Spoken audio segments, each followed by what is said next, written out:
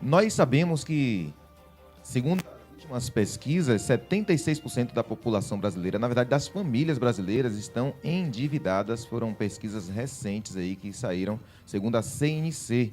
E isso se deve principalmente, claro, por causa da crise, das dificuldades financeiras do nosso país, mas também por falta de reserva de emergência. Mas muitas pessoas não sabem o que é reserva de emergência. O que é, afinal, reserva de emergência? Para você entender com tranquilidade, eu faço uma analogia sempre com um kit de primeiros socorros que você normalmente possa ter em casa, aqueles remédios básicos, né, para atender uma necessidade rápida de uma criança que bateu ali, tomou uma pancada, ou alguém está com a dor, enfim, até que se leve ao hospital, se for necessário levar ao hospital. Então, a reserva de emergência é um dinheiro que você tem guardado para não ser necessariamente usado, mas se precisar, o impacto financeiro na sua vida, ele pode ser com certeza menor do que o que poderia acontecer, o que acontece com muitos da população brasileira, que não tem a reserva de emergência para situações, claro, emergenciais. E as pessoas muitas vezes não sabem diferenciar o que é e o que deixa de ser emergência e saem utilizando dinheiro. Não tem o hábito de guardar dinheiro para um objetivo específico, foi isso que nós estávamos falando. E aqui eu trago simplesmente 4 passos importantes para você montar a sua reserva de emergência. O primeiro passo é você saber quanto você precisa ter na sua reserva de emergência. E aqui eu quero trazer uma diferenciação bem interessante de salário que você recebe para o custo de vida, do seu custo de vida. O custo de vida é aquela quantia em dinheiro, financeiramente falando, claro, que você precisa para pagar todas as suas contas do mês. Então, o custo de vida não é o seu salário necessariamente. Então, nós precisamos aprender a viver abaixo daquilo que a gente recebe. Porque se vivermos no limite ou se gastarmos mensalmente mais do que aquilo que a gente tem, a dificuldade financeira ela está na porta já, basta dar mais um passo para frente. Então, é isso que acontece com muitos brasileiros. Então, olha só, se você tem o seu custo de vida calculado, você multiplica essa quantia de um mês que paga todas as suas contas por 6. Então, 6 vezes o seu custo de vida é o que você precisa ter para ter a sua reserva de emergência mínima montada.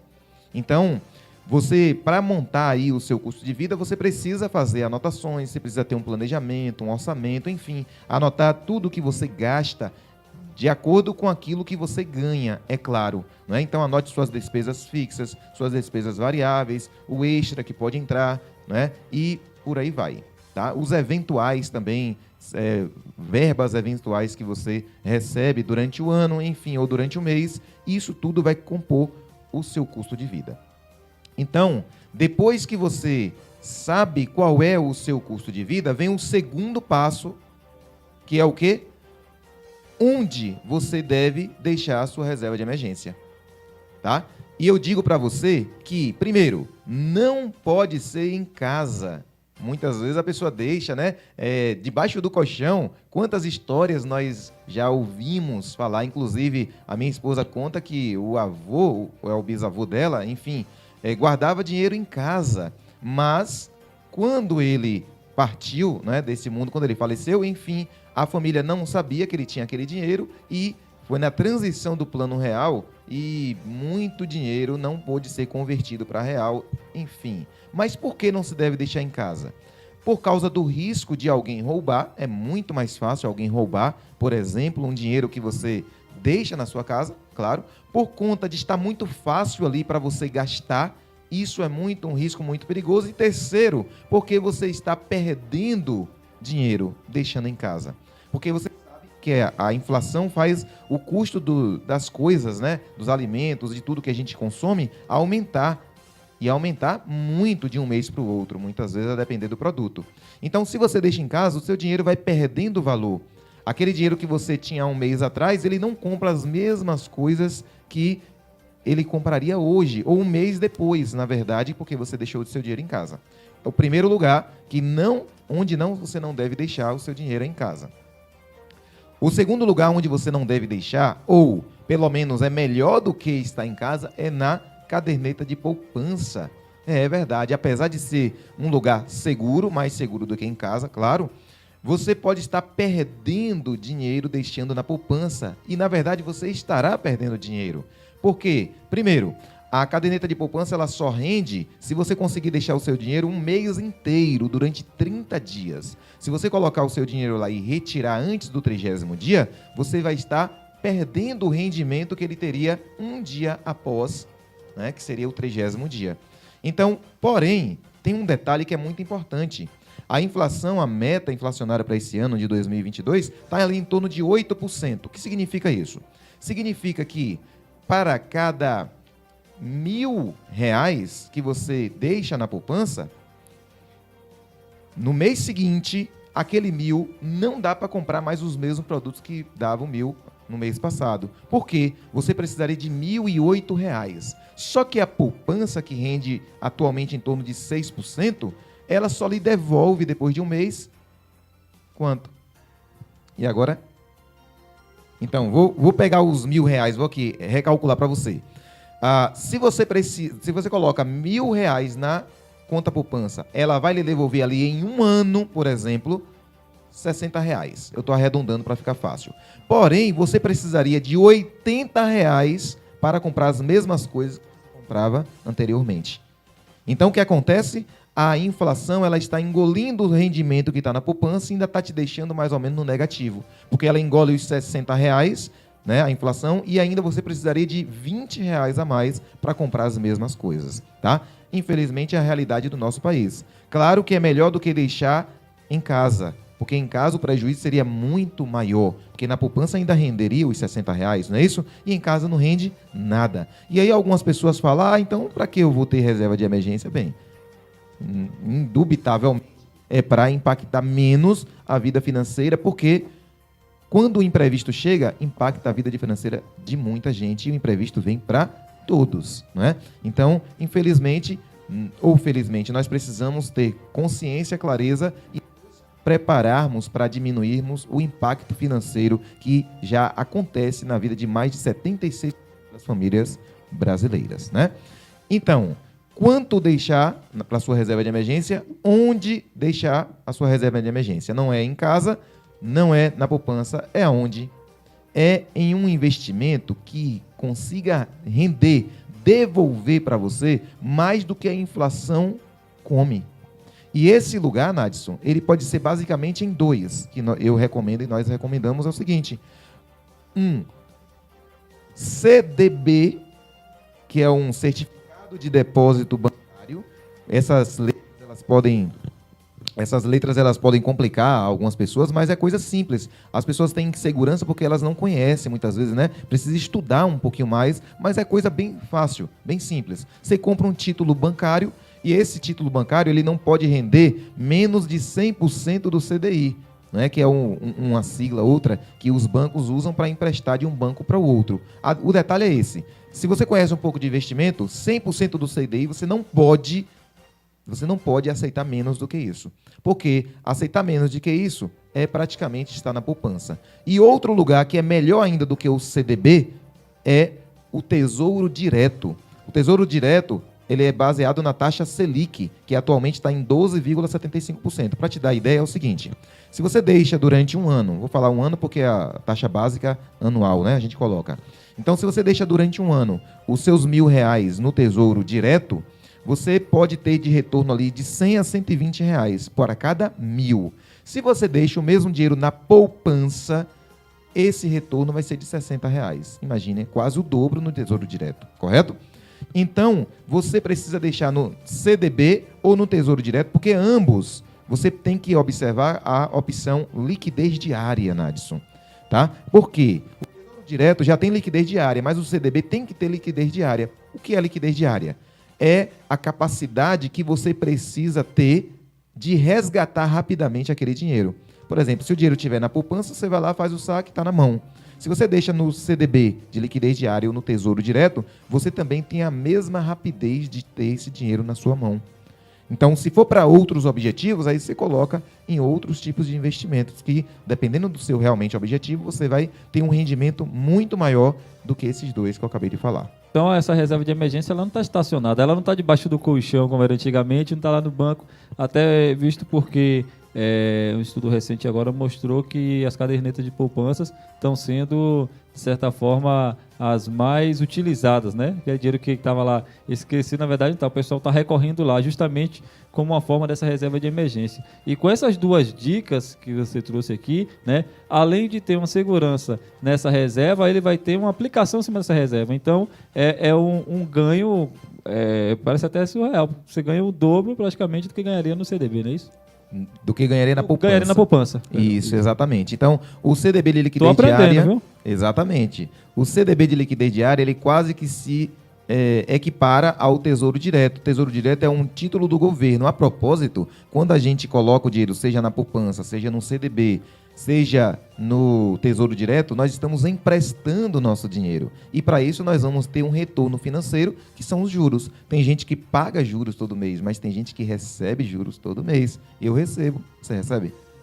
Você recebe?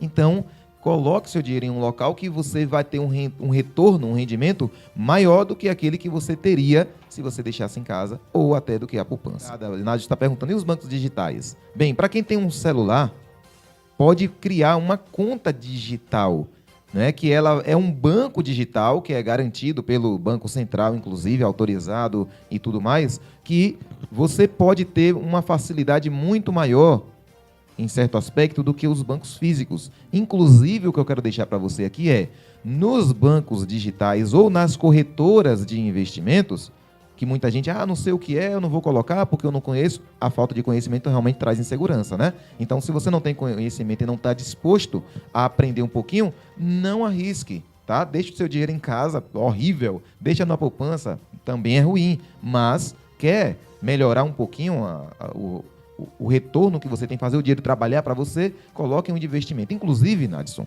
se você deixar programado na sua conta bancária, aqui do banco físico mesmo, uma transferência automática para a corretora, lá ela já faz uma aplicação automática, você não precisa fazer nada. Você só é deixar programado uma transferência automática e lá a aplicação vai ser automática também, para você ter muita facilidade. E os bancos digitais aqui, eles entram de sola nos bancos físicos, porque os rendimentos são muito maiores, inclusive porque não tem muitas coisas que nós vemos aqui, né? Não tem um funcionário ali presencial para pagar, não tem a agência bancária. Claro que nós devemos valorizar o nosso banco, mas os bancos digitais são uma tendência cada vez maior no nosso país, no mundo inteiro. Agora você imagina, né? O ganhador da loteria lá de Uruçuca recentemente agora foi um pouco mais de 1 milhão. Que ganhou, né? Um único apostador acertou 15 dezenas, não sei se foi loto fácil. Imagine aí, né, esse dinheiro agora em uma dessas duas modalidades. Exatamente. Então, bastava estar aplicado em uma dessas duas aí. Claro, essas duas, elas são mais recomendadas para reserva de emergência, porque são os investimentos que rendem menos, tá? O CDB de liquidez diária e o Tesouro Direto rendem menos. Menos do que o quê?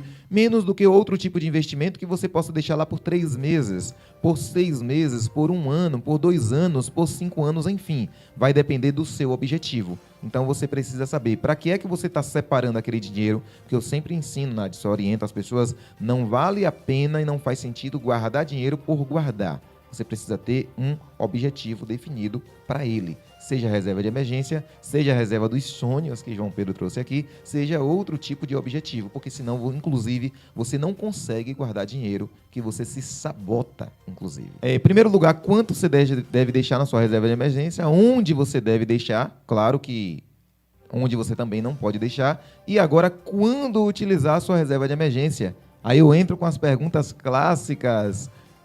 Sair no final de semana é uma emergência? Ir passear na praia é uma emergência? Comprar um presente para alguém é uma emergência? Não. Você precisa saber que emergência é aquilo que vai impactar negativamente o seu bolso se você não tiver aquela grana preparada ali para uma situação como essa. Por exemplo, perdeu o emprego, ficou desempregado. Aí, nós temos um seguro-desemprego, enfim. O seu salário que você vai receber, o dinheiro que você vai receber do seguro-desemprego, dá para custear a sua vida durante 6 meses, pelo menos? Não vai dar naturalmente. E para quem não tem a carteira assinada, como é que faz? Tá? Então, quando você tem a sua reserva de emergência, você tem 6 meses de tranquilidade pagando todas as suas contas até você conseguir uma nova fonte de renda. E 6 meses é tempo suficiente para você fazer uma capacitação, procurar uma outra oportunidade de emprego para você ter novos rendimentos.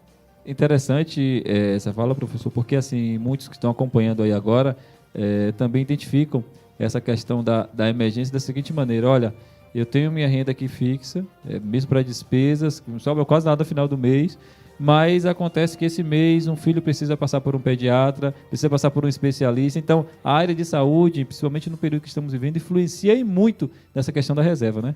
Exato. Eu, Nadson, por exemplo, eu tenho um plano de saúde.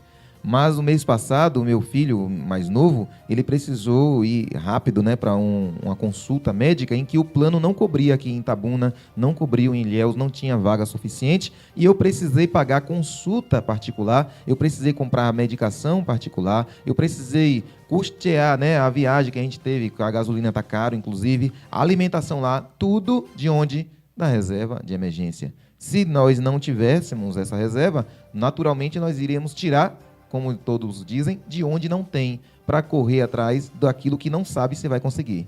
Aí é onde muitos entram na questão do empréstimo, né? Entra que às vezes forçadamente entra nessa questão do empréstimo e vira uma outra bola de neve.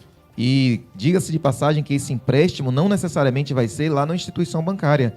Vai ser no cartão de crédito que você passou para parcelar, porque é um tipo de empréstimo que você faz. Porque você está consumindo algo para pagar depois, sem ter a garantia, muitas vezes, que vai conseguir honrar com aquele compromisso.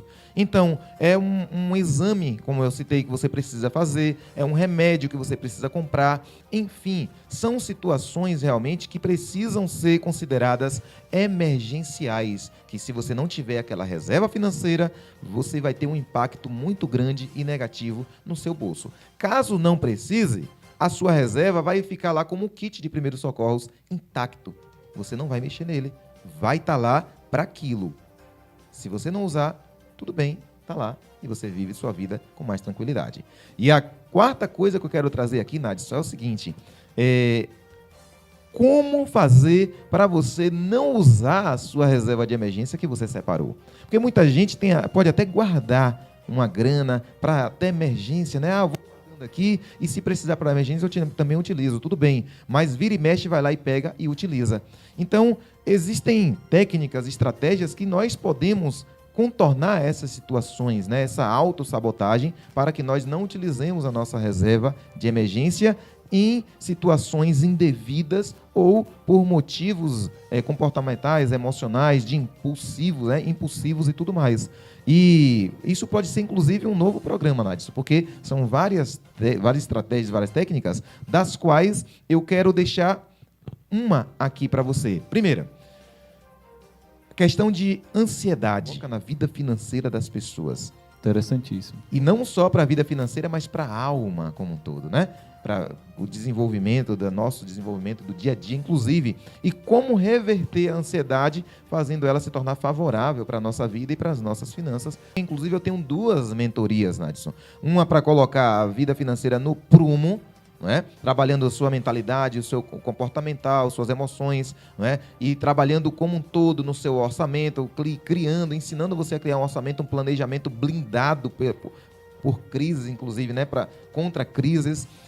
Você trabalhar ali a questão de geração de renda, você fazer investimentos, principalmente também na sua reserva de emergência, né? E muito mais. E a outra mentoria, para você que não tem problema com isso, né? Na área financeira como um todo, você pode estar me procurando também para fazer a geração de renda com cartão de crédito, que pode ser uma bênção ou uma maldição na vida das pessoas, dependendo de como a pessoa usa.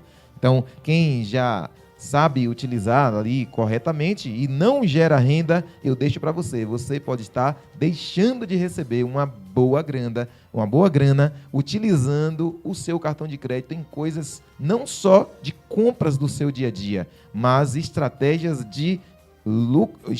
lucrativas mesmo, né? Bastando ter limite no cartão de crédito.